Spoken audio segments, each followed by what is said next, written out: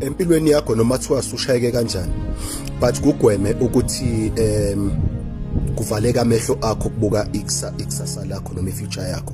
No matter noma ifuture yakho ungakwazi ukufinyelela kuyona noma iminyango ingavulekile yokuyofika kwifuture yakho, noma kunezinto eziningi evimba ifuture yakho, kodwa lwela ukuthi ubone ifuture yakho.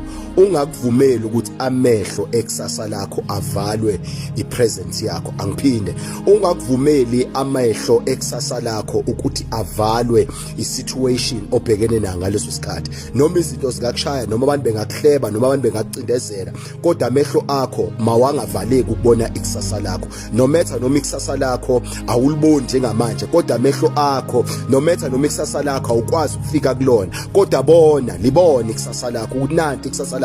As long as usalibona ikusasa lakho uzophuma kwisituation okuyona. Empilweni ungavumeli ubone udriver wemoto uma edrive imoto, udriver wemoto uma edrive imoto ufocusa la iyakhona, akafocus la ekhona, akafocus akabuki steering ne-interior yemoto, kodwa ufocusa la eyakhona. Nawe empilweni noma zingakushaya izinto, noma ngashisa kanjani, noma ngabanda kanjani, udriver wemoto kathi noma imoto yakhe ingenayitha, kodwa akafocus emakhazeni ambambile emotweni, kodwa ufocusa la iyakhona. Nawe empilweni focusa nje la uyakhona, uzobona ukuthi uzophumelela.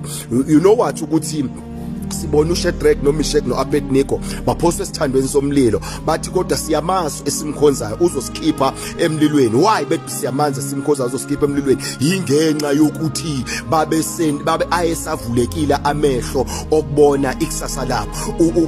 uDaniel bamfaka emphandweni engonyama, kodwa zangamudla ngenxa yokuthi amehlo ekusasa ayesevulekile. USathana akakwazi ukuqeda empilweni yakho, isima sikwazi ukuqeda empilweni yakho uma amehlo ekusasa lakho esavulekile. Buku uSamsoni wathi mangife kulesimo, mangifele kulesimo, ngife kanye nesimo, ngife kanye nezitha zami, ngoba amehlo ekusasa lakhe ayingasekho, ayisevalekile. Lwela empilweni ukuthi noma izinto zikakushaya kanjani, kodwa wangavaleki amehlo ekusasa lakho. Make sure ukuthi amehlo ahlale evulekile. No matter noma ukuyiphi isimo, usemshadweni kuyaphetha, ukwi-relationship kuyaphetha, kodwa amehlo ekusasa lakho mawavuleke. Angalinga amehlo ekusasa lakho avalwe uboyfriend, avalwe igirlfriend, kusasa engazoba na direction. Mawavuleke amehlo ekusasa lakho. God bless you.